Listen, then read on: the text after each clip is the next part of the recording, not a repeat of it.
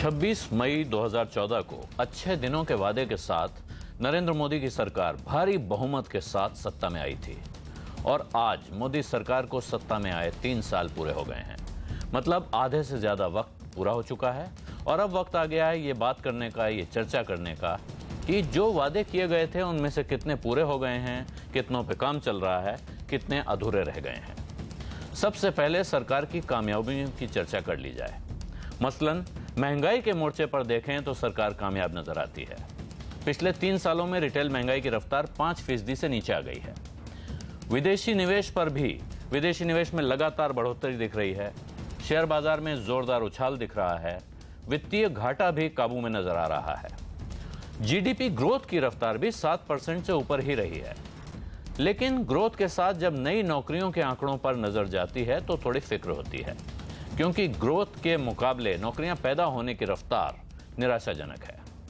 3 साल में 8 लाख से थोड़ी ही ज्यादा नौकरियां पैदा हुई हैं। वहीं कर्ज की मांग यानी क्रेडिट ग्रोथ 2013-14 के मुकाबले घटकर आधी रह गई है।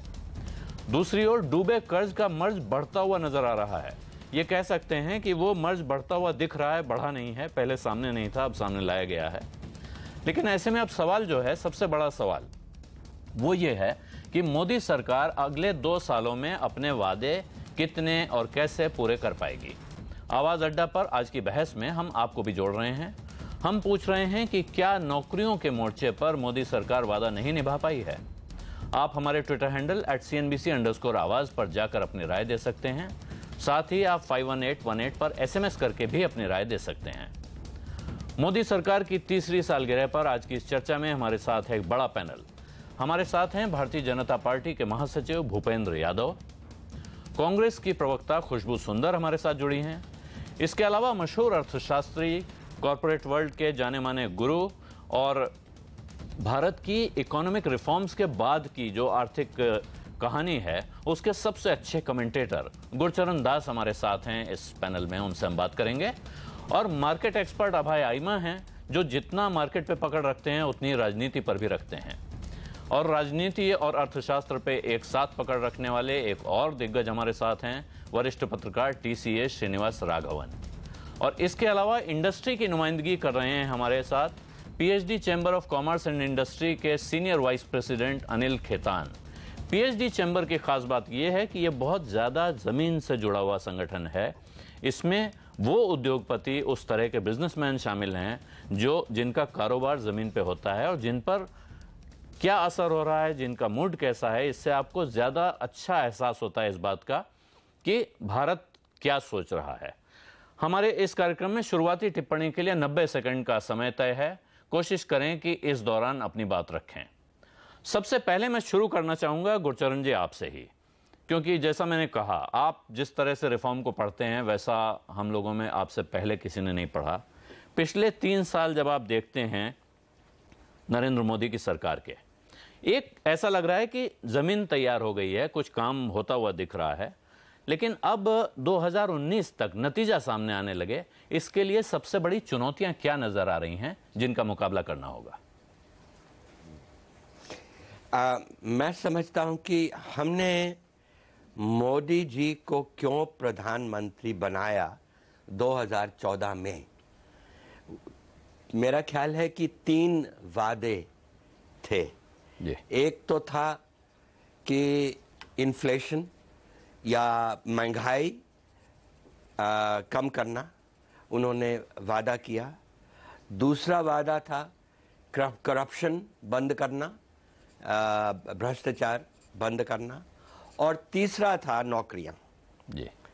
और मैं इन तीनों में से अगर कहूं तो नौकरियां सबसे ज़रूरी और सबसे इम्पोर्टेंट हम समझते हैं। इसके कारण हमने उनको प्रधानमंत्री बनाया। तो जैसे आपने अभी कहा आलोक जी कि सही बात है कि महंगाई तो कम हो गई है। ये कॉस्ट CPI 3% आ गया है, सबसे कम है 5 साल में। तो महंगाई कंट्रोल में आ गई है। अब कह सकते हैं आप कि हाँ वो लकी थे, मोदी जी खुशकिस्मत थे। पर मैं पूछूंगा कि आप बदकिस्मत के जैसे प्रधानमंत्री को चाहते हैं, तो अच्छा ही हुआ। और दूसरा बताऊंगा मैं कि हाँ, करप्शन भी कंट्रोल में आ गई है। कुछ खास बड़ी स्कैंडल नहीं हुई इस गवर्नमेंट में। जी, तो रोजगार ही आपकी समस्या सबसे बड़ी चुनौती है। हाँ जी, रोजगार ही सबसे बड़ी चुनौती है। हाँ, तो तीसरी बात जो सबसे जरूरी थी जी, वो नौकरियां, वो नहीं आई, बहुत स्लो हुआ है। और यस, जैसे इकोनॉमिस्ट कहते हैं, डेमोग्राफिक डिविडेंड, ये एक किस्म की खिड़की होती है। अभी हमारी खिड़की कोई 10 को 12 साल है, उसके बाद बंद हो जाएगी, क्योंकि हमारे देश के लोग भी बूढ़े हो जाएंगे। इस वक्त हम जवान हैं देश। तो ये विंडो इसलिए मोदी को बनाया हमने कि वो ये विंडो को खोले रखेगा और एडवांटेज लेगा। जी। तो मैं समझता हूं कि इस एरिया में कोशिश तो की है, ease of doing business, make in India, पर अभी तक इसका असर नहीं पड़ा। जी, और तो इसका असर जब तक दिखेगा तब तक कहीं ज्यादा देर तो नहीं हो जाएगी इस पर, क्योंकि ये शुरुआती टिप्पणी है गुरचरण जी, इसलिए मुझे आपको रोकना पड़ रहा है। मैं अब अभय आइमा के पास चलना चाहता हूं। अभय जी, बाजार आमतौर पर कहा जाता है कि बाकी दुनिया को जो खबर बाद में आती है, बाजार को पहले पहुंच जाती है, और आमतौर पर बाजार का मूवमेंट एसेस करने वाले बाद में बताते हैं कि दिन में ये खबर चल गई थी इसलिए मार्केट चल पड़ा। अभी बाजार कैसे देख रहा है कि जो काम हुए हैं और जो बचे हुए हैं, उनमें से कौन ज्यादा वजनदार है? क्या चिंता ज्यादा है या खुशी ज्यादा है?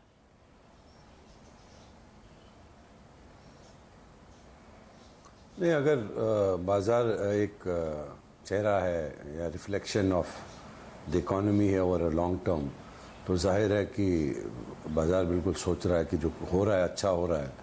और व्हाट इज़ मोर इम्पॉर्टेंट, क्योंकि ये फ्यूचर डिस्काउंट करता है, बाजार को ऑब्वियसली ऐसा लगता है कि आगे जाके जो हो रहा है उससे अच्छा ही होगा। तो कई चीज़ें हैं जो होनी चाहिए थी, वो ठीक तरह से हो रही हैं। कई चीज़ें ऐसी भी हैं जो टू द एक्सपेक्टेशन नहीं हो रही हैं, क्योंकि एक्सपेक्टेशन जब चुनाव हुए थे उसके बाद एक्सपेक्टेशंस काफ़ी हाई थी। So relative to expectations I can say under performance, but अगर एब्सोल्यूट टर्म्स में देखें या रिलेटिव टू प्रीवियस गवर्नमेंट्स देखें तो काफ़ी कुछ इस सरकार ने किया है जो पिछली सरकारें कई सालों से नहीं कर सकी हैं। अब वो उसका श्रेय किसको दिया जाए, अभी जैसे कि उदाहरण तौर पे ले लीजिए आधार है फॉर एग्जांपल, आई थिंक वो कांग्रेस के टाइम पे वो आया था, लेकिन इम्प्लीमेंटेशन और अच्छा इम्प्लीमेंटेशन हो रहा है। तो ये मैं नहीं, इस डिबेट में नहीं जा रहा कि वो किसने, because that is a political score, वो जिनको करना वो करें। लेकिन फैक्ट तो ये है कि जो आज के दिन में जो हो रहा है, जो steps that are being taken are proactive, against the wall होके स्टेप्स नहीं लिए जा रहे हैं। You can see a clear, अब वो कितने अच्छे होंगे बुरे होंगे, उनका क्या प्रभाव होगा ये तो वक्त ही बताएगा, लेकिन one clear message that is government is giving, that वो काम करना चाहते हैं और वो उसमें बिल्कुल पीछे नहीं हट रहे हैं। जी अभय जी, टीसीए, अब मैं आपके पास आना चाहता हूं, क्योंकि एक पत्रकार की नज़र से जब आप देखते हैं, और आप केवल पत्रकार नहीं, आप पॉलिटिकल एनालिस्ट और इकोनॉमिस्ट मिलकर उसको देखते हैं, सबसे बड़ा चैलेंज क्या दिख रहा है? क्योंकि अब आगे क्या उपलब्धियां हो गई, इन पे बहुत बात करने का बहुत फायदा नहीं है कि ये हुआ या नहीं हुआ। आम तौर पर जो हम इस सरकार का वो देख रहे हैं असर जनता में, तो लगातार लोकप्रियता बढ़ रही है। तो शायद कुछ ऐसा है जो जनता को लग रहा है कि हो रहा है, कुछ अच्छा हो रहा है। इसलिए सवाल ये उठता है कि अगले आने वाले 2 साल में क्या होना जरूरी है? सबसे बड़ी चुनौती इस सरकार के लिए क्या होने जा रही है?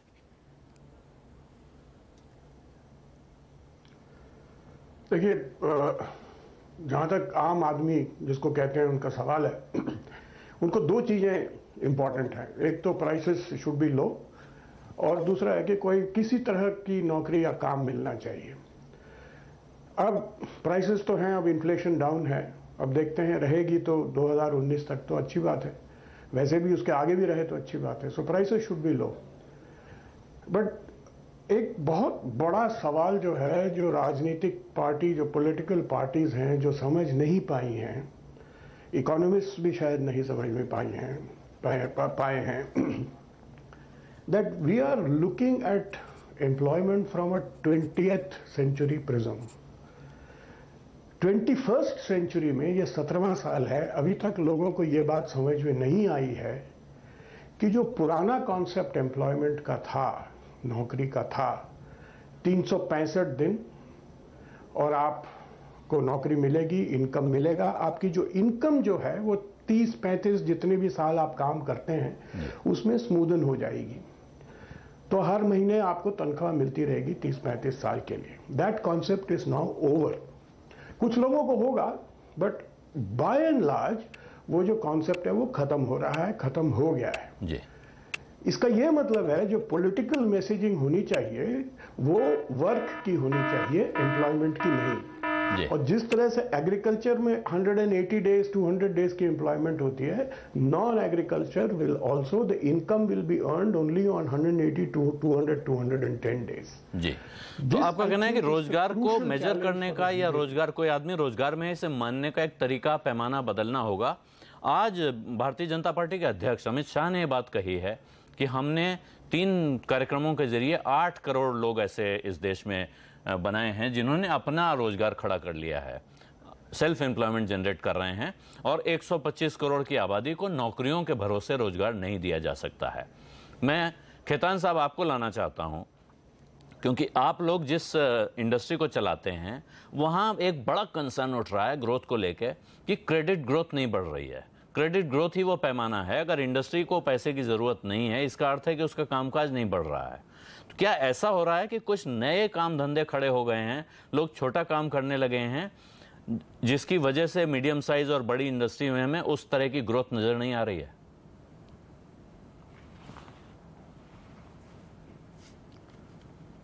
जी, अब प्रॉब्लम क्या है कि बैंक से जो फाइनेंस इंडस्ट्री को जाना चाहिए, जो इंडस्ट्री की रिक्वायरमेंट है, वो एक मध्य वर्ग की इंडस्ट्री को नहीं जा रहा है. बैंक अभी भी शाई है. बैंक के पोजीशन में मैं समझ सकता हूँ, क्योंकि उनके एनपीएज इतने ज़्यादा हैं कि उन्हें भी अंदर से डर लगता है कि इसको लेंड करें या इसको लेंड ना करें. तो ज़रा कैच 22 सिचुएशन है. तो इस सिचुएशन में कोई बोल्ड डिसीजन लेके प्राइवेट इन्वेस्टमेंट को किक स्टार्ट ज़रूर करना चाहिए, क्योंकि प्राइवेट सेक्टर काफ़ी हद तक एम्प्लॉयमेंट जनरेट कर सकता है. प्राइवेट सेक्टर अगर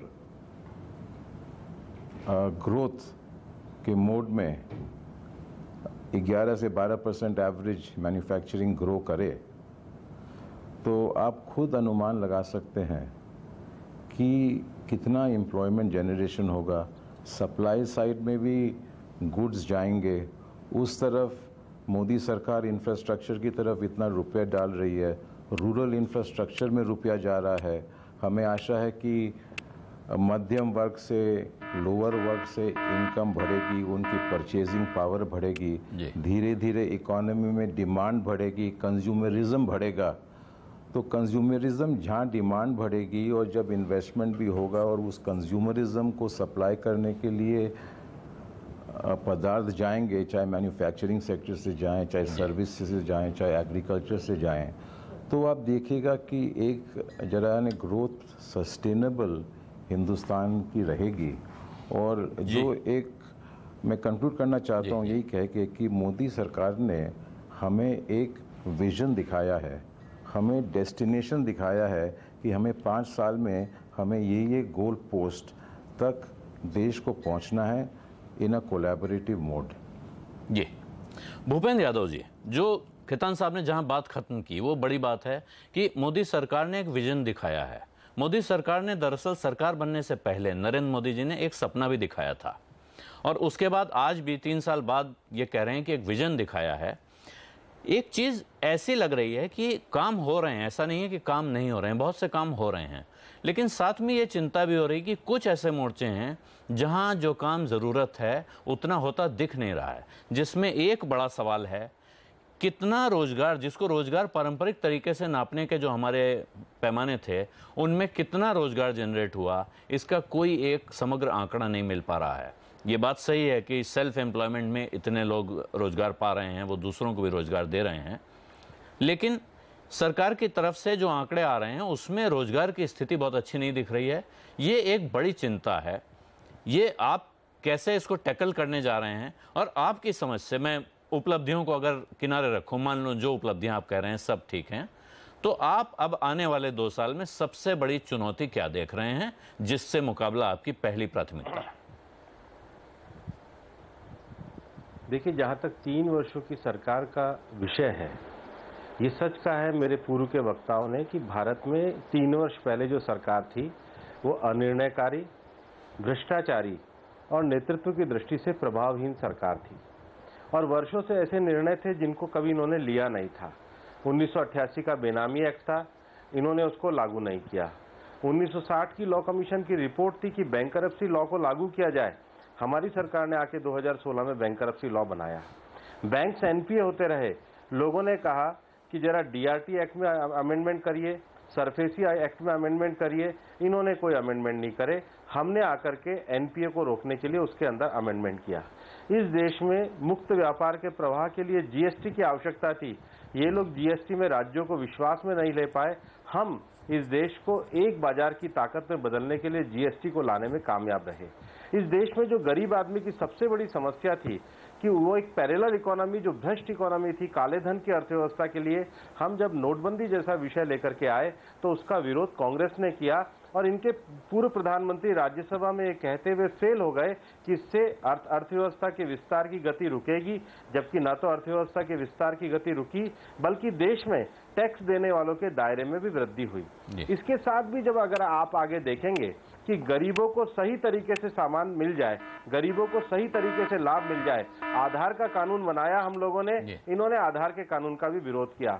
रोजगार के क्षेत्र में मुद्रा जैसी योजना के माध्यम से हमने स्वरोजगार के क्षेत्र में 2 करोड़ से ज्यादा लोगों को लोन दिए। और मैं यहाँ विश्वास के साथ कह रहा हूँ कि हमारी सरकार के 3 वर्ष के कार्यक्रम के कारण देश में 8 करोड़ स्वरोजगार के अवसर उपलब्ध हुए। जी भूपेन जी, मैं इसलिए पीछे नहीं जाना चाहता था, लेकिन आप और पीछे चले गए। मैं इसलिए पीछे नहीं जाना चाहता था कि अब आप लोग आगे की बात कर रहे हैं, हम अगर आगे की बात करेंगे तो कुछ अच्छी बात होगी।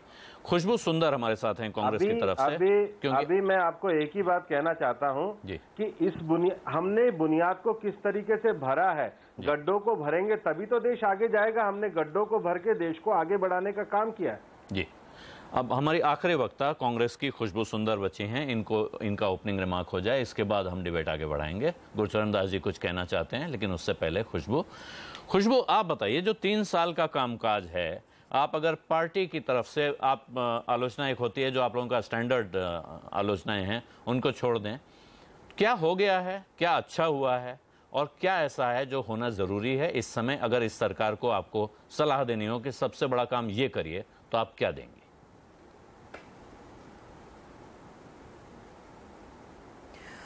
अगर आप मुझसे ये पूछना चाहेंगे कि मैं कांग्रेस की जो प्रवक्ता हूं उससे हटके आपका जवाब दूं, तो मेरा सवाल सिर्फ एक ही होगा बीजेपी से कि हमारे जो आज की सरकार है उसमें बातचीत बहुत कम होती है कि मेरा भाषण, मेरा शोषण, यही है, लेकिन उसके बाद में आगे कुछ नहीं है।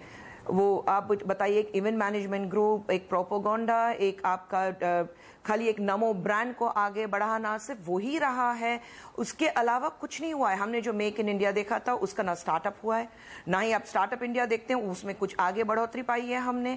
यहाँ पे हम बेरोजगी की बात करते हैं, यहाँ पे जिस हिसाब से हम बेरोजगी देखते हैं जो आज है, जो मोदी साहब ने कहा था कि मैं 2014 में अगर प्रधानमंत्री बनूंगा तो हर साल 2 करोड़ लोगों को मैं रोजगारी दूंगा, आज हम देखते हैं कि सिर्फ 1,35,000 को ही रोजगारी मिली है। और अगर हम देखते हैं कि जो एक्सपर्ट्स का कहना है, जो अनऑर्गेनाइज सेक्टर हम कहते हैं, उसमें 60% लोग एक्चुअली बेरोजगार हो सकते हैं अगले 2017 के एंड और 2018 तक, और हमें 2028 तक काफी लोग चाहिए जो हमें सेक्टर, जो हमारे देश को, इससे पहले जो हमारे सबसे पहले प्रवक्ता थे जो बात कर रहे थे, उन्होंने कहा था कि हमें देश को आगे बढ़ाना है, तो उसके लिए जो हमारा आज का जो है 10-12 साल में ये देश पुराना हो जाएगा, एक नई जनरेशन आने वाली है, तो उसके लिए हम एक प्लेटफॉर्म बनाना चाहिए। वो प्लेटफॉर्म कहां है? बीजेपी के जो प्रवक्ता जो कह रहे थे कि आधार कार्ड तो जब हम लेने वाले थे तभी तक तो वो अपोज कर रहे थे,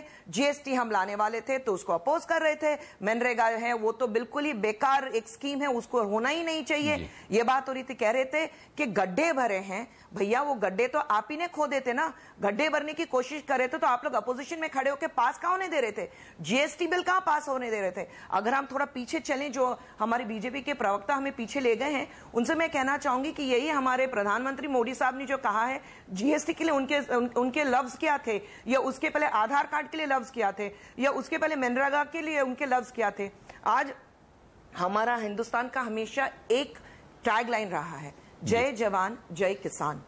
आज हमारे जवान, और मैं जब जवान कहती हूं, हमारे जो क्षेत्र में जो हमारे बॉर्डर लाइन पे जो जवान हैं, सिर्फ वही जवान मैं नहीं लूंगी। मैं जब जवान कहती हूं, मैं उनको भी इंक्लूड करना चाहूंगी जो हमारे नेक्स्ट जनरेशन है, वो हमारी यूथ, हमारे जो नई पीढ़ी है, उसको हम कहां ले जा रहे हैं? जय किसान आप कहते हैं कि कहां हमारी जो एग्रीकल्चर है, इंडिया का बेस एग्रीकल्चर है, वो बेस कहां है? आज हमारे किसान किस हाल में है? हम सिर्फ अर्बन सेक्टर को नहीं देख सकते हैं। जब तक हमारा रूरल सेक्टर आगे नहीं बढ़ेगा, हिंदुस्तान नहीं बढ़ेगा, क्योंकि हिंदुस्तान का बेस रूरल सेक्शन जी, है। खुशबू, हम अर्बन सेक्शन जितना भी चाहे भूपेंद्र यादव को इसका जवाब देने का मौका दें। भूपेंद्र जी थोड़ा संक्षेप में रखिएगा, क्योंकि उसके बाद गुरचरण दास जी बोलना चाहते हैं और मैं बात को थोड़ा अब आगे बढ़ाना चाहता हूं, वरना फिर ये आप दोनों की डिबेट होकर रह जाएगी। लेकिन फिर भी क्योंकि आपको इसका जवाब देना है, तो एक संक्षेप में। ये जो हमारी कांग्रेस की बहन बोल रही थी, इनके 3 बातों का मैं जवाब दूंगा। जीएसटी पर उस समय विरोध इनकी महाराष्ट्र और इनकी कांग्रेस की सरकारों ने भी किया था, क्योंकि इन्होंने राज्य के कंपनसेशन का कोई प्रावधान नहीं रखा। हमने उस विश्वास को तोड़ करके सहकारी संघवाद को प्रगतिशील संघवाद की ओर बढ़ाते हुए देश को एक आर्थिक यूनियन के रूप में बढ़ाया है। दूसरी बात जो हमारी कांग्रेस की बहन कह रही थी, वो कृषि क्षेत्र की कह रही थी। आजादी के 70 साल के बाद भी देश में कृषि का सिंचाई रकबा केवल 43% रहा, जिसके कारण किसान आत्महत्या करने को मजबूर हुए। हमारे प्रधानमंत्री श्री नरेंद्र मोदी ने प्रधानमंत्री बनते ही प्रधानमंत्री कृषि सिंचाई योजना बनाई और 20,000 करोड़ रुपए का फंड दिया। उसके साथ सभी किसानों को सॉइल हेल्थ कार्ड दिए। तीसरी बात, आधार में, खुशबू जी आपको पता होना चाहिए कि आधार का विरोध करने के लिए जो पिटीशन है सुप्रीम कोर्ट में, आपकी ही पार्टी के नेता श्री जयराम रमेश ने डाली है, तो आप आधार का समर्थन कहां कर रहे थे? जयराम रमेश जी से जाके पूछिए कि उन्होंने आधार के विरोध की पिटीशन सुप्रीम कोर्ट में क्यों फाइल करी है। जी, ये देखिए, ये कांग्रेस और बीजेपी के बीच कभी भी हम डिबेट कराएं वो पूरा 1 घंटा चल सकती है। मेरे साथ जो विद्वान लोग आए हैं, कुछ समय उनके लिए निकालूंगा। गुरचरण दास जी, ये जो इसमें एक बात है कि नए दौर के रोजगार, नए लोगों के रोजगार, जो अमित शाह जी ने बात कही है कि 8 करोड़ लोगों को सेल्फ एम्प्लॉयमेंट का मौका दिया सरकार ने, उससे आप कितना इत्तेफाक रखते हैं और क्या स्कोप देखते हैं? कैसे नए तरीके के, नए जमाने के रोजगार जनरेट होंगे? सरकार उसमें क्या रोल प्ले कर सकती है, या जैसे इससे पहले होता रहा, डिस्पाइट द गवर्नमेंट ग्रोथ होती थी, वही परंपरा आगे चलेगी? नहीं, ये सही कह रहे हैं, और ये ट्रांजिशन सारी दुनिया में है कि नौकरियां बदल रही हैं और बहुत तेज़ी रफ्तार से ये बदल रही हैं, और हिंदुस्तान में भी इसका असर आएगा। लेकिन मैं समझता हूं कि हमारा जो मैन्युफैक्चरिंग सेक्टर है, इतना हमारी इकोनॉमी की साइज से इतना छोटा है, 16% है। इसको हमारे जो सारे कंपेटिटिव नेशंस हैं जिनसे हम compete करते हैं, उनके वो करीबन 30% पे सब हैं। तो हमारे पास इकोनॉमिस्ट कहते हैं लो हैंगिंग फ्रूट हैं। तो अभी भी अगले 5-10 साल में बहुत अपॉर्चुनिटी है। जो स्टैंडर्ड रोजगारी होती है, जो हम जानते हैं रोजगारी, वो अभी तब वो चलेगी और उसकी अपॉर्चुनिटी आएगी। मुझे जो दुखी है वो है कि मैं समझता हूं कि जो स्कोर कार्ड जैसे है मोदी गवर्नमेंट का, ज़्यादा कहूँगा कि काफ़ी अच्छा है। ये जो अर्थव्यवस्था इन्होंने अच्छी तरह से चलाई है, फिस्कल डेफिसिट डाउन है, सावधानी से अर्थव्यवस्था चलाई है, FDI बढ़ गया है, 60 बिलियन इस साल है, आ गया है। तो और बाकी चीज़ें लोगों ने कह चुके हैं, पर मैं कह रहा हूँ, मैं जो मुझे क्या है कि मैं समझता हूँ कि ये नोटबंदी एक गलती हुई मोदी जी से, ये गलत बात थी। और इस वक्त अगर ना होती ना तो हमारा ग्रोथ रेट जो भी 7 के बराबर है, 8 के बराबर के नज़दीक या 7.8 के नज़दीक होता जी। दूसरी मेरी चिंता ये है कि ये जो उधार का माफ करने वाले हैं, लोन वेवर जो यूपी में देंगे और बाकी स्टेट्स भी तैयार हैं इसको उसके ऊपर करने के लिए, ये बहुत बहुत हार्मफुल, डैमेजिंग होगा इकोनॉमी के ऊपर। ये नौकरियां नहीं बढ़ेंगी, उल्टी बात होगी, पैसे चले जाएंगे जी। और ये भी मॉरल हैजर्ड ये है कि जो लोगों ने अपना उधार वापस दिया है उनको आप पनिश कर रहे हैं और जिन्होंने नहीं दिया उनको आप रिवॉर्ड कर रहे हैं। तो ये बहुत बहुत गलत तो बात एक है। गलत तरह की संस्कृति को बढ़ावा ज्यादा मिलता है इसके जो ऊपर पहले भी चिंता मिलता रहा है। ऐसा नहीं है कि भारतीय जनता पार्टी ये काम पहली बार कर रही है। हाँ, इससे नहीं, पहले की बिल्कुल, सरकारें कांग्रेस करती ने रही डन हैं। Much worse. तो इनके पास मौका था कि ये गलत काम को रोक दें। Done much worse. तो लेकिन ये एक नए तरीके का मॉडल लाए हैं उसका, लेकिन वो काम आगे बढ़ रहा है।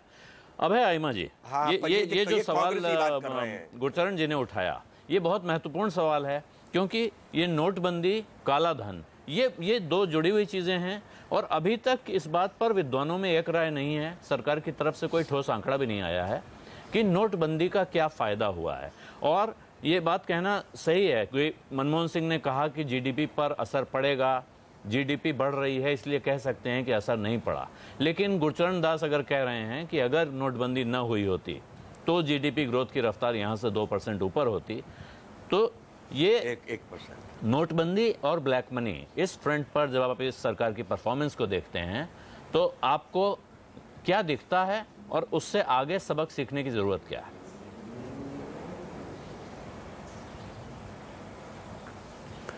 देखिए, पहली बात तो मैं एक क्रेडिट गवर्नमेंट को दूंगा कि उनको ज़रूरत नहीं थी कोई स्टेप लेने की ऐसा।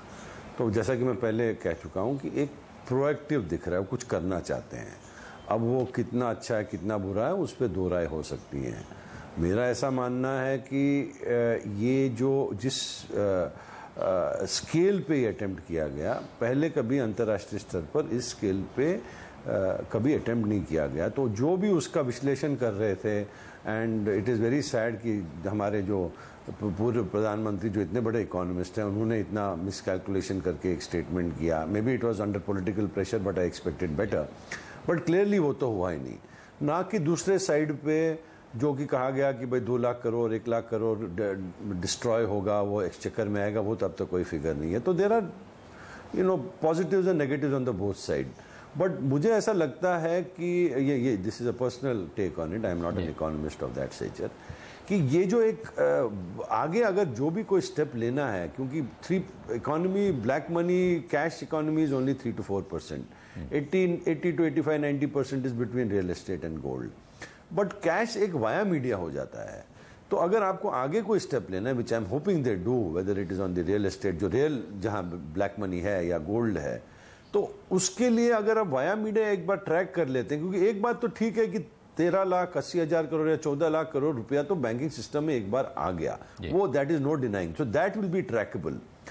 मुझे ऐसा लगता है वो बहुत फायदा होगा। मुझे लगता है कि जो टैक्स बेस आप देखेंगे, because of the fair, because of the which you will see exponential rise, और जीएसटी को इंक्लूड करने के बाद वो काफी फायदा होगा। तो on a broad level absolutely कहना कि ये बहुत अच्छा था या ये बहुत बुरा था, I think it is too early to say that even now.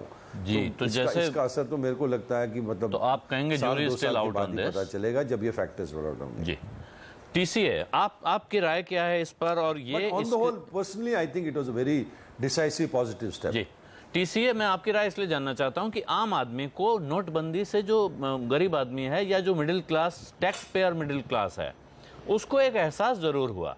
फायदा हुआ या नहीं इसका हिसाब जब आएगा तब आएगा।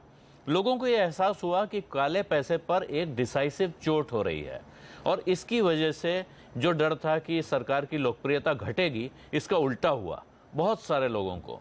और हमारे देश में ऐसा है कि अपना फायदा हो या न हो, अगर दूसरे का नुकसान होता दिख जाए तो लोग बहुत खुश होते हैं। क्या आपको लगता है कि उसका फायदा है, या दरअसल इसमें ब्लैक मनी से मुकाबले में कुछ बड़ी एक निर्णायक जीत मान सकते हैं इसको? देखिए, पॉलिटिकली जो फायदा हुआ वो तो यूपी में दिख गया, तो clearly politically it was a very good move. Economic impact, अभी अभय जी कह रहे थे कि इट्स टू अर्ली टू से। मुझे एक कहानी याद आती है, जब चावला से पूछा गया था what do you think of the French revolution, तो उन्होंने कहा था इट्स टू अर्ली टू से। तो ये डिमोनेटाइजेशन का भी ऐसा है कि how long are we going to take to find out कि इसका इम्पैक्ट क्या रहा। Reserve Bank is not giving out any numbers, कितने जो नोट्स वगैरह वापस आए हैं। एम्प्लॉयमेंट पे क्या असर हुआ था वो 2-3 महीने, उसके बारे में हमको अभी कोई नंबर्स नहीं हैं। डिमांड पे क्या असर हुआ था, क्योंकि देखिए आप लोगों के जेब से पैसा निकाल लेंगे तो naturally they will buy less, तो डिमांड पे असर तो हुआ था। So on balance I think उसके नेगेटिव इफेक्ट्स ज़्यादा थे। रही ब्लैक मनी के बाद, ब्लैक मनी जो है it's not a function of cash, cash is only a means. ये हमारे टैक्स रेट्स इतने ज़्यादा हैं कि हिंदुस्तान में सिर्फ 2 तरीके के लोग टैक्स पे करते हैं, जो लाचार हैं मेरे जैसे और आपके जैसे, और जो बेवकूफ़ हैं, जो कहते हैं जी honesty it is a very good thing, हमको टैक्स पे करना है। बुद्धिमानता तो यहाँ पे इंडिया में यही कि आप टैक्स न दें, क्योंकि आपकी जेब से सरकार इनकम टैक्स और अदर टैक्सेस जोड़ के लगभग 50% ले लेती है, और लेके क्या करती है, आपको क्या मिलता है, that is also not very clear. So the impact on black money जिसकी आप बात कर रहे हैं, डिमोनेटाइजेशन का, दैट्स टेम्पररी, एंड कैश अब वापस आ गया है। आप देख रहे हैं that cash has come back. दूसरी वजह cash why it's coming back is apart from the fact कि लोग टैक्स नहीं देना चाहते हैं, कि ये जो डिजिटल ट्रांजैक्शन का कॉस्ट जो है 3% या 2.5%, this is very high. Cash is free. अब कोई पागल है कि वो जाके वो 2% 3% वो देगा? वो तो कहेगा कि जब मैं all my transactions will be in cash. Yes, it is true कि 80% गोल्ड और रियल एस्टेट में है, but those are stores of value, वो ट्रांजैक्शनल नहीं है। People keep money there in order that कि उनका कैपिटल सेफ रहे। और इंडिया का आप इन्फ्लेशन हिस्ट्री देखें तो इतनी अनइवन रही है कि मतलब जो भी आदमी अपने कैपिटल को सेफ रखना चाहता है वो आधा या आधे से ज्यादा अपना पैसा जरूर रियल एस्टेट और गोल्ड में रखेगा। रियल एस्टेट उतना लिक्विड नहीं है, true, so it's a long term thing. Gold जो है वो बहुत लिक्विड है, उसी में रखेगा। So you know I think demonetization से इन चीजों को डीलिंक कर देना चाहिए। I think that was a political move, it was not an economic move. जी, खुशबू सुंदर, एक क्योंकि जब काले धन का सवाल आ रहा है, अभी भूपेंद्र यादव जवाब देना चाहते हैं, लेकिन उससे पहले मैं आपसे पूछूंगा, क्योंकि ये बात बहुत बार हो रही है कि कांग्रेस पार्टी के शासनकाल में लंबे समय तक भ्रष्टाचार होता रहा, काले धन का कारोबार चलता रहा, और उसको रोकने के लिए कोई कदम दिखाई नहीं दिए। जब नरेंद्र मोदी की सरकार ने ब्लैक मनी के खिलाफ कदम उठाया तो उसको इस नज़र से देखा गया, इसमें कोई शक नहीं है, जनता ने देखा कि ये सरकार हमारे साथ खड़ी, यानी गरीब आदमी के साथ खड़ी है और उन लोगों पर चोट कर रही है जो हमारा पैसा दबाकर बैठे हैं। ऐसी धारणा बनी और उसमें ज़्यादातर समय इस देश में कांग्रेस का शासन रहा। और पिछले 3 साल में एक और बात अगर आप देखें राजनीतिक नज़र से, तो वो ये है कि कांग्रेस पार्टी कहाँ है, धीरे धीरे पता ही नहीं चल रहा है। कांग्रेस पार्टी इसका जवाब कैसे दे सकती है कि ये काले धन के पहाड़ जो खड़े हुए हैं, इसमें उसकी भूमिका है?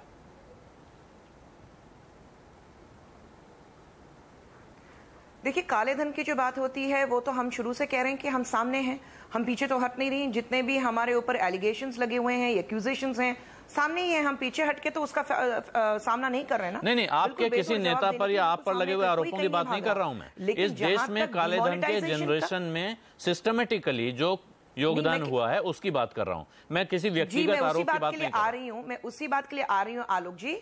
मैं आलोक जी वहीं पर आ रही हूं आलोक जी। जो ये एक ड्रामेबाजी हुई थी डिमोनेटाइजेशन की, आज जो 14 लाख करोड़ बैंकों में आया है, ये 14 लाख करोड़ की जो हम बात कर रहे हैं, वो आप मुझे एक ऐसे इंसान की बात बता दें और ऐसी कोई बड़ी कंपनी की बात बता दें कि जो काला धन में काम नहीं करते हैं या जो घोटाला नहीं करते हैं, उनके स्कैम्स नहीं हो और उनका पैसा बैंक में आया है। ये 14 लाख करोड़ जो है, ये सिर्फ जो हमारे मिडिल क्लास इनकम ग्रुप और उससे भी lower middle class income group है, सिर्फ उनका पैसा वहां पर आया है। तो उनके पैसे ही वहां पर लगे हैं। जो लोग सोच रहे हैं, जो हमारी ऑडियंस सोच रही है, या हमारे जो मिडिल इनकम क्लास के जो गरीब हैं वो सोच रहे हैं, या सो कॉल्ड जो हम कॉमन मैन कहते हैं, वो सोच रहे हैं कि अरे यार बड़े लोग का पैसा आ गया। नहीं, ये उन्हीं का पैसा है, क्योंकि इन्होंने डर के अपना पैसा डाला है अंदर। तो ये पैसा जो टैक्सेबल आज हो रहा है वो सिर्फ उन्हीं का पैसा है, जो किसी गरीब औरत ने अपनी बेटी की शादी के लिए रखा होगा, या किसी किसान ने अपने बेटे की पढ़ाई के लिए रखा होगा, या किसी ने कोई घर बनाने के लिए पैसा जमा करके रखा होगा। ये वही पैसे जो हमारी जो 135 बिलियन की जो क्राउड है, उनमें से आधे लोग से ज्यादा का पैसा, गरीबों का पैसा ही वहीं पे बैंकों में गया है। किसी भी बड़े इंसान का, किसी भी बड़े बिजनेसमैन का, किसी भी दोस्तों का पैसा बैंक में नहीं गया। तो हमें पहले वो बात समझनी है। और हमने शुरू से कहा है कि ये डिमोनेटाइजेशन की जो इंप्लीमेंटेशन थी वो बिल्कुल गलत थी, वो टाइमिंग बिल्कुल गलत थी, क्योंकि वो ऐसे किया गया कि किसी के बारे में नहीं सोचा गया। रातों रात जिन्होंने पैसे जमा किए थे, उनके पैसे तो सिर्फ एक पेपर बन के रह गए। वो जो मेहनत का पैसा था वो सिर्फ एक पेपर बन के रह गया, वो चिंदी बन के रह गया कि अब उसको फाड़ो और कचरे में फेंक दो।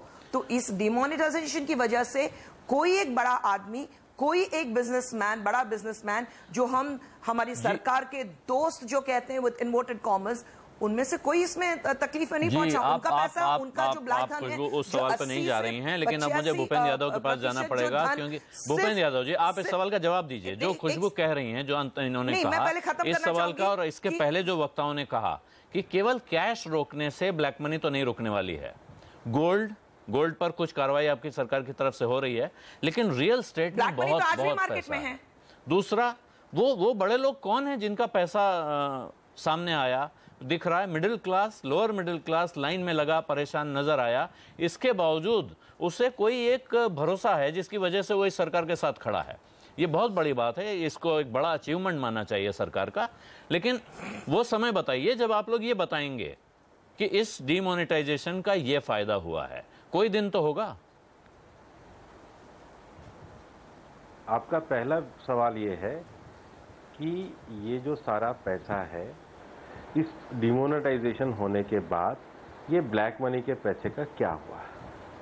देखिए, इस देश की जो सबसे बड़ी समस्या है वो ये है कि हमारे देश में जिसको कहते हैं इनफॉर्मल इकोनॉमी, समानांतर अर्थव्यवस्था, काली अर्थव्यवस्था, अवैध कमाई से अर्जित की गई अर्थव्यवस्था और टैक्स चोरी के द्वारा करी गई अर्थव्यवस्था, ये सब एक ही प्रकार के शब्द हैं और ये सब काले धन के अंतर्गत आता है। जब आप देश की इकोनॉमी को बड़ा फॉर्मल इकोनॉमी करके एक बैंकिंग सिस्टम के अंतर्गत लाते हैं, तो निश्चित रूप से जो पूंजी का प्रवाह काले धन के रूप में होता था, ये ठीक है, एक बार पैसा प्रॉपर्टी में इन्वेस्ट हो जाता है कैश जाके, लेकिन उसका ट्रांजैक्शन तो होता है।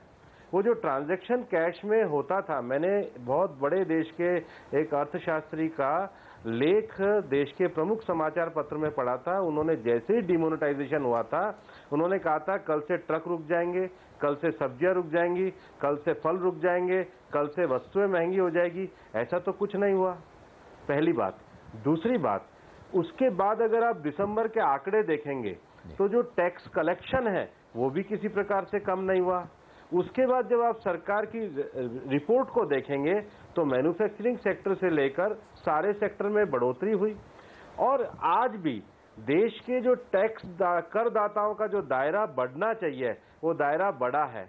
क्या इस देश में फेयर जीडीपी के एनालिसिस के लिए हमें जो इनफॉर्मल इकोनॉमी चलती है, क्या उसको समाप्त नहीं करना पड़ेगा? और इसलिए मोदी जी ने जो फैसला लिया है, मैं बड़ी विनम्रता से, एक अर्थशास्त्री बैठे उनको कहना चाहूंगा, ये राजनीतिक फैसला नहीं है, ये देश की जनता के हित में लिया गया साहसिक फैसला है। कोई आदमी अपने वोट बैंक के लिए राजनीति करने से, कई बार फैसले लेने से डरता है। ये गरीबों के हित में आज तक लिया गया सबसे बड़ा साहसिक निर्णय है, और इसलिए इस देश के गरीबों को, इस देश के आम आदमी को इसमें तकलीफ नहीं हुई है। ये तकलीफ उन लोगों को है कि अभी जब बेनामी संपत्ति के छापे पड़ रहे हैं, तो हमारी पार्टी का विरोध करने की बजाय अपनी संपत्ति का व्हाइट पेपर वो जारी कर दें, देश की जनता जान जाएगी किन के पास काला धन है और किन के पास काला धन नहीं है। हमारी कांग्रेस की प्रवक्ता उनको समझा सकती हैं। जी भूपेंद्र जी, ये फैसला साहसिक है, इसमें तो कोई शक नहीं है। कोई भी ऐसा आदमी नहीं है जो ये मानेगा कि इस फैसले के पीछे एक साहस नहीं था, हिम्मत का कदम था, इसमें कोई शक नहीं है।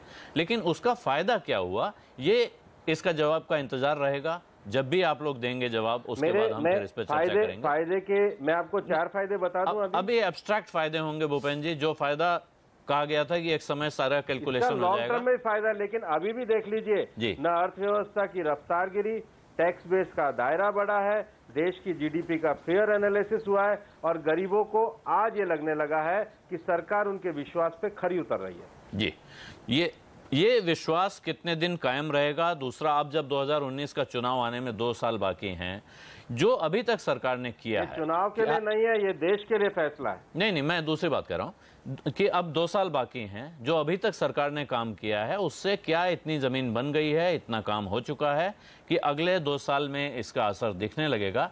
इस पर बात करेंगे हम एक ब्रेक के बाद। कुछ ही देर में लौटते हैं, देखते रहिए आवाज अड्डा। एक छोटे से ब्रेक के बाद वापस आ रहे हैं और देखेंगे कि क्या अगले 2 साल में मोदी के काम का असर नजर आएगा।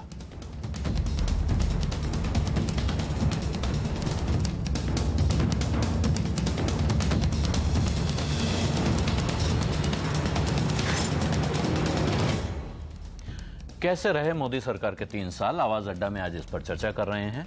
गुरचरण दास जी, एक इंफ्रास्ट्रक्चर के सेक्टर में बहुत काम नजर आ रहा है, ऐसा दिख रहा है कि काम हो रहा है, वो ऐसा सेक्टर है जिसमें काम होने में बहुत वक्त लगता है, तो पूरा होने में टाइम लगेगा, लेकिन काम होता हुआ दिख रहा है। जीएसटी एक बड़ा गेम चेंजर है, दोनों बड़ी पार्टियां इस पर सहमत थीं, कुछ मतभेद थे, दूर हो गए हैं, अब वो लगभग जमीन पे आ गया है, लेकिन उसके इम्प्लीमेंटेशन में काफ़ी ट्रबल हो सकता है। अभी भी ये शक है कि वो जिस नेटवर्क के भरोसे है, वो नेटवर्क एकदम कारगर तरीके से लागू हो पाएगा कि नहीं। और एक इससे बड़ी चुनौती ये भी है कि क्या अब जो समय आ जाता है, एक सरकार के आखिरी साल जब आते हैं, तो पॉलिटिक्स इकोनॉमिक्स पे हावी हो जाती है कई बार। उसके हिसाब से हम देखें तो अगले 2 साल कैसे होने जा रहे हैं, और क्या हमें और अच्छी खबरें, ज़्यादा अच्छी खबरें सुनने को मिलने वाली हैं, या कुछ चैलेंजेस नए खड़े हो जाएंगे? नहीं, आप ये बहुत सही अच्छा सवाल है, और मैं कहूँगा कि एक पहले जीएसटी लीजिए। जीएसटी वाकई एक किस्म की विक्ट्री है, देश के लिए ये जीत है, लेकिन सबसे ज़्यादा मुझे जो डर है वो ये है कि जीएसटी बहुत कॉम्प्लिकेटेड बनाया है। जो विजन थी विजय केलकर की, जिन्होंने पहले रिपोर्ट दी थी जसवंत सिंह को इसके ऊपर, ये विजन थी एक टैक्स रेट होना चाहिए और ज़्यादा ऊंचा नहीं होना चाहिए, कि लोगों पे ज़्यादा दबाव नहीं पड़ना चाहिए। इसलिए मैं कांग्रेस के साथ सहमत था कि 18% पे कैप कर दो, उसके ऊपर मत जाओ। अब इन्होंने 5 स्लैब बना दिए हैं, और वो हर, जैसे हिंदुस्तान का है ना, लॉबिंग चलेगी, हर साल मेरा प्रोडक्ट 28 से 24 करो, 24 से 18 करो। ये बहुत डिस्ट्रैक्शन होगी और कॉम्प्लेक्सिटी आएगी, लेकिन फिर भी कहूँगा मैं कि वाकई एक बढ़ाव है, एक जीत है जी। दूसरी बात मैं कहूँगा कि let's come back to jobs, नौकरियां, रोजगार। अगर अब मोदी साहब की पोजीशन इस वक्त बहुत मजबूत है, तो अब पॉलिटिक्स पे इतना पढ़ने की ज़रूरत नहीं है इनको। मैं तो अगर मैं हर रोज फोन उठाऊंगा और बीजेपी स्टेट्स के चीफ मिनिस्टर से बात करूंगा, और अगर मैं मोदी की जगह होता तो मैं ये कहता हूं उनको कि भाई ये ease of doing business is the biggest obstacle for India, for your state to get investment, तो इसके ऊपर पड़े रहो। और तीसरी बात मैं कहूँगा कि ये अपॉर्चुनिटी है, ये जो बैंकिंग में क्राइसिस है ना हमारा, ये एनपीए का क्राइसिस, ये अपॉर्चुनिटी ये है कि एक या दो जो बहुत घटिया पब्लिक सेक्टर बैंक्स हैं उनमें गवर्नमेंट की शेयर होल्डिंग 50 के नीचे आ जानी चाहिए। अगर 49% पे आ जाए तो एकदम रेवोल्यूशन हो जाएगी। हम ये समझते नहीं हैं कि जो बैंकिंग सेक्टर, हम समझते हैं किस्म का देश के नवरत्न हैं, पर सही बताऊं कुछ अच्छे बैंक हैं, पर गवर्नमेंट को 70% ऑफ एसेट्स नहीं चढ़ाने चाहिए। ये इंदिरा गांधी की सबसे बड़ी मिस्टेक थी, और हम अभी तक तो so we need a man like Modi to undo this damage. जी, government should not run businesses. जी, आपने कहा कि एक और बड़ा हिम्मत वाला फैसला करने की जरूरत है। अभय आइमा, आप इससे सहमत हैं? और इससे जुड़ा हुआ आपसे सवाल है कि आपको ये डर लग रहा है कि अब आने वाले समय में राजनीति थोड़ा सा इकोनॉमिक्स पे हावी होने का डर है, या मोदी जी जिस तरह की उनका ट्रैक रिकॉर्ड है, जैसा उन्होंने गुजरात में किया, एक टेन्योर के बाद दूसरे टेन्योर वो और जोश से काम करते हैं, तो क्या और रेडिकल कुछ और हिम्मत वाले फैसले, जैसे गुरचरण जी कह रहे हैं कि कुछ सरकारी बैंकों में सरकार का नियंत्रण छोड़ने जैसा फैसला करें?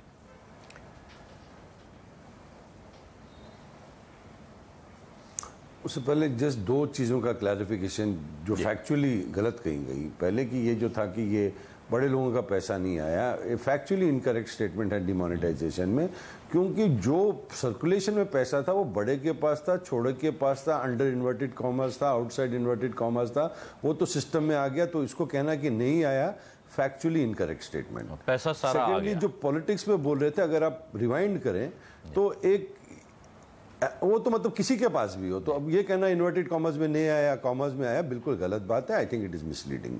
दूसरी बात तो ये है कि अब फैक्चुअली बोल रहा हूं मैं, पॉलिटिकली नहीं बोल रहा हूं। दूसरी बात ये है कि ये कहना कि ये पॉलिटिकल मूव था, अगर आप रिवाइंड करें तो उस टाइम तो ये पॉलिटिकल डिजास्टर समझा जाता था। ये तो यूपी रिजल्ट के बाद और हाइंडसाइड पे लोग बोल रहे हैं कि कितना पॉलिटिकली, आप अगर पीछे देखें जो विश्लेषण हुआ था डिमोनेटाइजेशन पे, एवरीवन सेड, यूनिवर्सली सेड कि politically this is a disaster और इसका इफेक्ट दिखाई देगा यूपी इलेक्शन में। वो नहीं हुआ तो आप कहना कि ये पॉलिटिकल मूव था, I think is unfair to the government. To answer your question कि भाई ये पॉलिटिक्स और इकोनॉमिक्स, आई थिंक एक one thing that this government has realised and which is why it is very successful, वो पहली बार समझ गए हैं कि good economics is good politics also, जो अब तक इंडियन पॉलिटिकल सिस्टम में नहीं था। और जो पॉलिटिकल पार्टी जिसको रियलाइज नहीं कर रही हैं और पुराने उसे घिसे पिटे उस पर चल रही हैं, उनका इफेक्ट नेगेटिव हो रहा है। तो आई एम क्वाइट कॉन्फिडेंट, जैसे दिख रहा है। इनफैक्ट अगर आप देखें यूपी पोल से पहले काफ़ी ये था कि बजट में ही have to give some sops to जो इफेक्ट हुआ negative, but the government did not come to any of those temptations, not because I think ये सरकार समझ गई है, और जिनको आगे पॉलिटिक्स में बढ़ना है उनको भी ये समझना पड़ेगा कि good economics is also good politics now. That is what the current voter is saying, that is what the new politics is.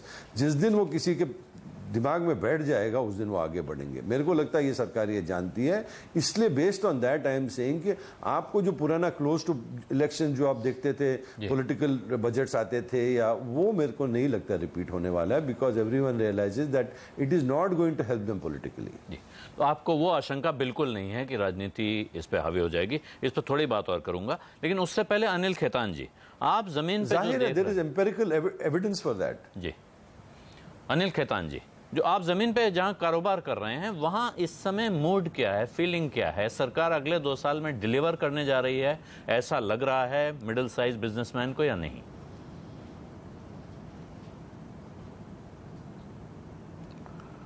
हाँ जी, हमारा जो परसेप्शन है और हम जिन लोगों से मिले हैं, जिन लोगों से बात कर रहे हैं, उनका यही है कि अब 2 साल मोदी सरकार का डिलीवरी का साल है, क्योंकि अगर आप देखो तो मैक्रो लेवल पे अपने सारे आंकड़े आज के दिन जी बहुत ही सही हैं। अब अपने को आना है माइक्रो लेवल पे, जी जो अपने कहते हैं ऑन द ग्राउंड। और ऑन द ग्राउंड करने के लिए आपको सबसे पहले मैन्युफैक्चरिंग सेक्टर, जी उसके बाद आपका जो सर्विसेज सेक्टर है, और फिर आपका तीसरा रहा एग्रीकल्चर सेक्टर। अब ये तीनों सेक्टर में अगर आप देखो तो मोदी जी की टोटल 51 स्कीम उन्होंने निकाली है जो कि तीनों सेक्टर को एड्रेस कर रही है। जी अब जो मेरा एक सबसे मेन मुद्दा है वो एक ही है, वो है इम्प्लीमेंटेशन, इम्प्लीमेंटेशन एंड इम्प्लीमेंटेशन। जी, तो अनिल खेतान जी, क्योंकि आपको अब पूरी बातों उम्मीद का है समय कि नहीं सरकार है। जो कर रही है इसके प्लानिंग नतीजे अब काफी हो दिखने चुकी लगेंगे है। और आपको सिर्फ यह है कि उनको अमली जामा पहना दिया जाए, इसमें आपको भरोसा है कि वो हो जाए, तभी उसका फायदा मिलेगा। टीसीए, आपसे एक सवाल है, छोटे में जवाब दीजिएगा क्योंकि अब समय कम बचा है। लेकिन ये जो एक फ्रिंज एलिमेंट बीच बीच में उभर रहा है फिर से, आपको लगता है उसकी वजह से हमारी जो प्रोग्रेस है वो डिरेल होने का डर है? क्योंकि बीच बीच में वो आ रहे हैं और ऐसा नहीं लग रहा है कि कोई तगड़ी लगाम उन पे लग रही है। ऐसा नहीं है कि नहीं लगाई जा सकती है, लेकिन वो एजेंडा डिरेल करते हैं, चर्चा कहीं और चली जाती है।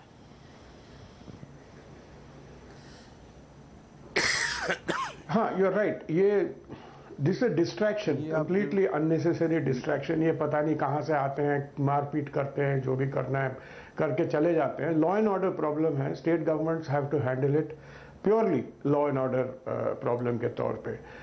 जहाँ तक मुझे मालूम है, mister Modi is very worried about it, पर अगर स्टेट गवर्नमेंट्स उनकी बात को पूरी तरह से सुन नहीं रही हैं या वॉट एवर रीजन के लिए वो कर रहे हैं, ये बिल्कुल गलत बात है। बट इसकी वजह से इकोनॉमी पे कोई खास असर नहीं पड़ेगा आई थिंक, क्योंकि ये नहीं होता तो और कुछ होता है। 130 करोड़ लोग रहते हैं तो किसी न किसी तरह के दंगे फसाद तो होते रहेंगे। तो I don't think this is a major economic problem. Social problem of course है और उसको कंट्रोल करना चाहिए। जी, खुशबू, एक आखिरी टिप्पणी आपकी, 10 सेकंड का टाइम है। सबसे बड़ा सवाल जो आप इस सरकार के सामने रखना चाहती हैं?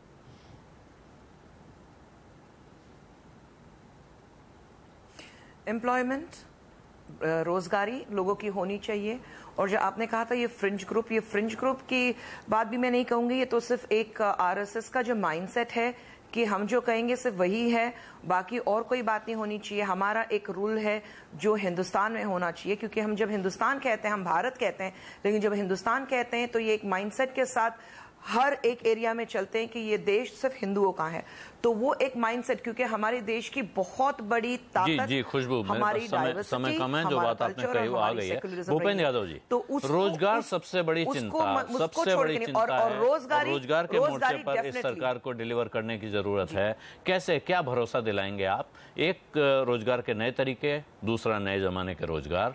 कितने दिनों में हमको कुछ एक बहुत अच्छी खबर सुनने को मिलेगी? अभी पीछे मैंने 2-3 मंत्रियों से इंटरव्यू किए, गडकरी जी ने कहा दिसंबर तक आपको इतनी अच्छी खबरें सुनने को मिलेंगी कि आज नहीं बता सकता हूं। लेकिन आप रोजगार के मोर्चे पर बिल्कुल भरोसा, क्योंकि एक नौजवानों की पूरी फौज है और वो बहुत परेशान है, जिनके पास रोजगार हैं वो भी जा रहे हैं। मैं आपका प्रश्न पूछने से पहले एक ही प्रश्न आपसे पूछूंगा, क्या नेहरू जी ने हिंदुस्तान की कहानी किताब लिखी थी? जी, मैं आपकी बात सुन नहीं पाया भूपेंद्र जी। ये जो खुशबू जी कह रही हैं कि हिंदुस्तान शब्द एक माइंडसेट है, तो नहीं प्लीज भूपेंद्र जी, प्लीज उस पर न जाए। हिंदुस्तान वो एक हिंदुस्तान और हिंदुस्तान का एक डिबेट है, वो अलग है, किसी दिन कर लेंगे। हिंदुस्तान हिंदुओं का नहीं है, शब्द से ही आपत्ति है। नहीं, ये गलत है। वो खुशबू को मुझे लगता है थोड़ा इसको देखना चाहिए। हिंदुस्तान शब्द नहीं, बिल्कुल नहीं। अब वही आपकी सोच गलत है, प्रॉब्लम वहाँ पर है। अब मेरे पास समय खत्म हो गया, बिल्कुल समय खत्म हो गया है, इसलिए मैं भूपेंद्र यादव का क्लोजिंग रिमार्क भी नहीं ले पाऊंगा। मुझे माफी चाहता हूँ आपसे। कहना मतलब ये चाहता हूं समय आपको ऐसा आधारभूत समय है। आधारभूत अभी जो संरचना- हमने रोजगार का सवाल आप सुनिए, उठाया, जो डिबेट मैं का आपको सवाल लास्ट- पूछा, हमने ट्विटर पे सवाल पूछा कि क्या नौकरियों के मोर्चे पर मोदी सरकार वादा नहीं निभा पाई है। बहुत क्लोज जवाब है, लेकिन 52% लोग मानते हैं कि हाँ, वादा नहीं निभा पाई है। अब यहाँ हम जहाँ खड़े हैं, एक समय इस देश में एक नई उम्मीद जागी थी 2014 में, इसमें कोई शक नहीं है। इस देश के बहुत बड़े हिस्से के मन में आज भी वो उम्मीद जागी हुई है। जब भारत आज़ाद हुआ था, हमारे पहले प्रधानमंत्री जवाहरलाल नेहरू अपनी मेज़ पर रॉबर्ट फ्रॉस्ट की एक कविता रखते थे, woods are lovely dark and deep but I have promises to keep and miles to go before I sleep. आज फिर वो कविता याद करने का समय है। हरिवंश राय बच्चन ने उसका एक हिंदी अनुवाद किया है, मैं आपको सुनाता हूँ। इस देश में हर आदमी के लिए वो ज़रूरी है। गहन सघन मनमोहक वन तरु मुझको आज बुलाते हैं, मगर किए जो वादे मैंने याद मुझे वो आते हैं। अभी कहाँ विश्राम भला, यह मूक निमंत्रण छलना है। अभी तो मुझको मीलों मुझको चलना है। ये सरकार जो इस वक्त देश को चला रही है, उसमें ये भाव तो आता है कि ये लोग आराम नहीं कर रहे हैं। खासकर प्रधानमंत्री नरेंद्र मोदी आराम नहीं करते हैं। आप उनके फैसलों से सहमत हो सकते हैं, असहमत हो सकते हैं, लेकिन वो लगातार प्रयासरत हैं, इसमें कोई शक नहीं है। और अगर वो इसी तरह चलते रहे तो उम्मीद करनी चाहिए कि हम एक अच्छे दिनों की तरफ बढ़ेंगे। आप सभी मेहमानों का बहुत बहुत धन्यवाद। आवाज़ अड्डा में आज इतना ही। नमस्कार।